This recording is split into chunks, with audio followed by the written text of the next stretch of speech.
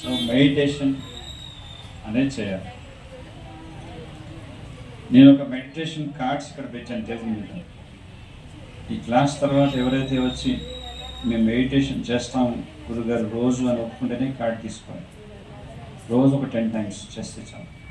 Okay, తర్వాత మీకు card మేము తీసుకోవచ్చు.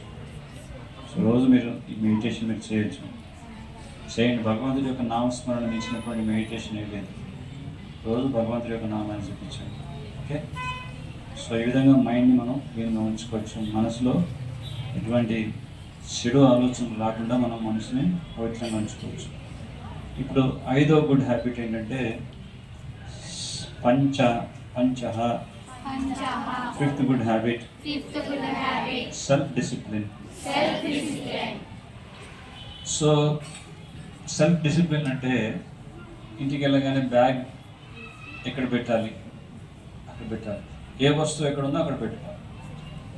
ఇంటికి వచ్చేసి మీ షూస్ అక్కడ ఒక షూస్ అక్కడ, ఇంకో షూస్ ఇక్కడ, ఇంకో షూస్ మీ బ్యాగ్ అక్కడ, మీ బుక్ అక్కడ, బాత్రూమ్ దగ్గర ఇట్లా పడేసారనుకోండి,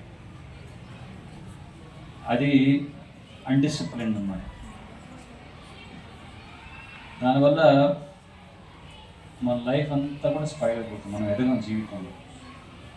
కొంతమందిని చూసాను, మంచి మంచి సాఫ్ట్వేర్ హోదాలో ఉంటారు కానీ వాళ్ళ లైఫ్ స్టైల్ అంతా అన్డిసిప్లిన్డ్గా ఉంటుంది. ఎప్పుడు వాళ్ళ బట్టల్ని వాష్ చేయరు, షూస్ ఎక్కడో ఉంటుంది, ఏదో ఉంటుంది, కొని పెట్టుకుంటారు కానీ ఏది వాడరు. సో అలాగే డిసిప్లిన్ అనేది మనం ఎప్పుడైతే మనం ఉంటాం పాటిస్తామో అప్పుడు మనం జీవితంలో పైకి రాగలం. సో సెల్ఫ్ డిసిప్లిన్ అంటే ఎవరో వచ్చి చెప్తే నేను చేస్తాను కదా, ఎవరో వచ్చి మనకు చెప్పేంత మనం వాళ్ళకి ఛాన్స్ ఇవ్వకూడదు. మనంతటి మనమే డిసిప్లిన్ని పాటించాలి.